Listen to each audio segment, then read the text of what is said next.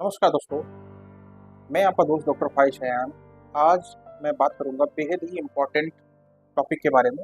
Actually क्या है कि गर्मियों का मौसम शुरू हो गया है, तो एक बहुत ही बेहद ही गंभीर समस्या देखने को ये मिलती है हमारे गर्मी के मौसम में, हीट स्ट्रोक। ठीक है, और हीट स्ट्रोक क्या होता है और हीट स्ट्रोक और वायरल फीवर में फ़र्क क्या होता है, मैं आज आपको इसके बारे में समझाने की कोशिश करूंगा फ्रेंड्स। तो फ्रेंड्स, ज़्यादा समय नहीं लेते हैं। वीडियो को शुरू करने से पहले फ्रेंड्स, जो लोग मेरे यूट्यूब चैनल पर नए हो प्लीज़ मेरा यूट्यूब चैनल सब्सक्राइब कर दें और मेरे वीडियो को लास्ट तक देखें। वीडियो अच्छा लगता है तो इसे लाइक करें, शेयर करें फ्रेंड्स। और आपका एक सब्सक्राइब या एक सब्सक्रिप्शन मेरे लिए बहुत ज़रूरी है, बहुत महत्वपूर्ण है। तो प्लीज़ प्लीज़ प्लीज़ आप मेरा यूट्यूब चैनल सब्सक्राइब करें फ्रेंड, आपसे इल्तिजा है, गुजारिश है फ्रेंड्स। चलिए फ्रेंड्स, शुरू करते हैं। सबसे पहले तो आप ये समझें फ्रेंड कि हीट स्ट्रोक क्या होता है। हीट स्ट्रोक एक मेडिकल इमरजेंसी है जिसमें कभी कभी मोर्टेलिटी, डेथ भी देखी जाती है। ठीक है, अगर टाइम से आप समझ नहीं पाए इसे या कोई समझ नहीं पाया। अब समझने की दिक्कत जरूरी है। आप समझिएगा कि हीट स्ट्रोक और वायरल फीवर दोनों में ही बुखार आता है। हीट स्ट्रोक वो कंडीशन है, वो मेडिकल इमरजेंसी है, वो इमरजेंसी कंडीशन है मेडिकल की, जिसमें बाहर की एक्सट्रीम गर्मी, बहुत ज़्यादा गर्मी की वजह से हमारा शरीर जो है वो हमारे ही टेम्परेचर को, हमारे ही शरीर के टेम्परेचर को हमारा शरीर नियंत्रण नहीं कर पाता, उस पर कंट्रोल जो है वो खो देता है, लॉस कर देता है। उस वक्त हीट स्ट्रोक होता है। हीट स्ट्रोक या तो ज़्यादा एक्सरसाइज करने से या पानी ना पीने से, धूप से, गर्मी से, लू से हो सकता है। ये बहुत ही सीरियस मेडिकल कंडीशन तब हो जाती है जब पेशेंट अनकॉन्शियस हो जाता है, बेहोश हो जाता है, कंफ्यूजन की स्थिति में आ जाता है।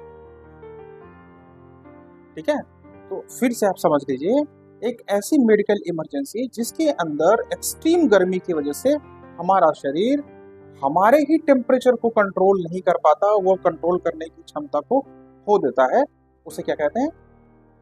हीट स्ट्रोक कहते हैं। हीट स्ट्रोक पानी ना पीने की वजह से, धूप में एक्सरसाइज की वजह से, ज़्यादा एक्सरसाइज की वजह से, लू लगने से, या आपका धूप में चलने से, काम करने से या धूप से हो सकता है। अब आता है कि अगर मान लीजिए कि हीट स्ट्रोक किसी को हो गया है तो उसके सिम्टम्स क्या होते हैं? सिम्टम्स ये होते हैं कि 104 से नीचे फीवर नहीं रहेगा, इतना हाई टेम्परेचर हो जाता है, या प्लस हो सकता है। इतना हाई फीवर 104 डिग्री फ़ारेनहाइट जो है वो आपके शरीर का टेम्परेचर चला जाएगा और शरीर बिल्कुल ड्राई हो जाएगा, गर्म हो जाएगा, शुष्क हो जाएगा बॉडी आपकी। उसके साथ ही आपको हेलुसिनेशन हो सकता है, घबराहट हो सकती है, कंफ्यूजन हो सकता है और अनकॉन्शियस हो सकता है, मरीज बेहोश हो सकता है। ठीक है, उसके साथ आपका पसीना पूरी तरह से बंद हो जाएगा। जी हाँ, गर्मी, शरीर इतना गर्म हो जाएगा कि पसीना तक बंद हो जाएगा फ्रेंड्स। ठीक है, और इसमें इस कंडीशन में देखा जाता है कि फ्रेंड सांसें तेज चलने लगती हैं, धड़कन तेज हो जाती है, कभी कभी सांस उखड़ने जैसी स्थिति भी फेस करना पड़ता है पेशेंट को फ्रेंड। ठीक है, अब एक चीज आप समझिए, अब वायरल फीवर को समझ लीजिए कि वायरल फीवर क्या होता है। वायरल फीवर जो है वो वायरस की वजह से फैलना, गंदगी की वजह से, किसी इन्फेक्शन की वजह से, ऐसा फीवर जो होता है अगर वो आ रहा है उसे वायरल फीवर। ये एक नॉर्मल सी कंडीशन है। अगर इसमें बुखार आता है तो मैक्सिमम 102, 103, खांसी हो सकती है, कफ हो सकती है, गले में जकड़न हो सकती है, जुखाम हो सकता है और थकान हो सकती है, कमजोरी हो सकती है। इसके अलावा हेडेक हो सकता है, सिर दर्द हो सकता है, बॉडी पेन कर सकती है और कभी कभी ये देखा जाता है कि बॉडी पर आपके रैसेस आ जाते हैं, छोटे छोटे लाल कलर के दाने दिखने लगते हैं, और या जो है कभी कभी लूज मोशन भी हो जाता है। तो ये तो दोनों के लक्षण हुए, ठीक है, कि दोनों में क्या क्या लक्षण दिखाई देते हैं। अब फ्रेंड आता है कि दोनों में अगर मान लीजिए किसी को ऐसी इमरजेंसी में आ गया है, जैसे मैंने बताया ना, ऐसी मेडिकल इमरजेंसी में आ गया जिसे हम लोग हीट स्ट्रोक कहते हैं, तब जो है कुछ जांचें कराई जाती है। सीबीसी, इलेक्ट्रोलाइट देखा जाता है, बॉडी के अंदर सोडियम पोटेशियम इम्बैलेंस तो नहीं है, क्या है, कैसे है, ब्लड टेस्ट फॉर इलेक्ट्रोलाइट्स वो देखा जाता है, ईसीजी कराया जाता है, यूरिन टेस्ट कराया जाता है, ठीक है। तो ये तो कराया जाता है आपका हीट स्ट्रोक में। लेकिन अगर वायरल फीवर है तो वायरल फीवर में सीबीसी करा लिया, उसके अलावा सीबीसी के बाद फिर कुछ ऐसे स्पेसिफिक टेस्ट है जैसे मलेरिया, डेंगू, कोविड जैसे, तो इनको कराना है कि भाई आखिर फीवर आया तो आया, ठीक है। दूसरा ये है कि आपको प्रिवेंशन कैसे रखना है, ठीक है। प्रिवेंशन के बाद मैं आपको ट्रीटमेंट बताता हूँ कि दोनों का ट्रीटमेंट कैसे करना है।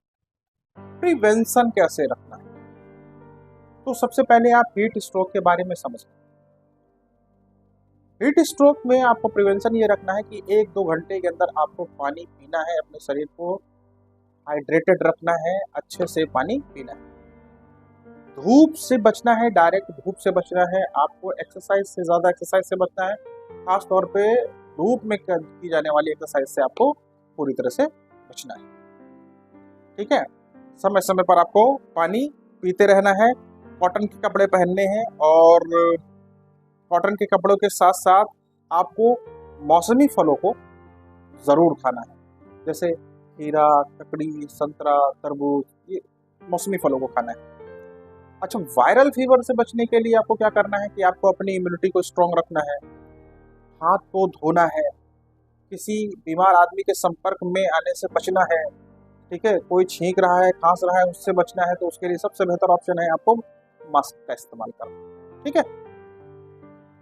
जैसे ही वायरल फीवर का दौर चले आपको ये सब करना है, हाथ धोना है अच्छे से, जो आदमी वायरल फीवर से परेशान है उससे बचना है, खांसी जुकाम से बचना है, उसके हाथ आपको धोना ही धोना है, मिलने के बाद में बीमार लोगों से बिल्कुल दूर रहना है, और वो चीज़ें खानी है जिनसे इम्यूनिटी आपको स्ट्रॉन्ग रहती है। अब आता है ट्रीटमेंट कैसे होता है। ट्रीटमेंट में आप ये समझ लें कि ट्रीटमेंट में अगर किसी को हीट स्ट्रोक हुआ है तो वो एक मेडिकल इमरजेंसी होगी।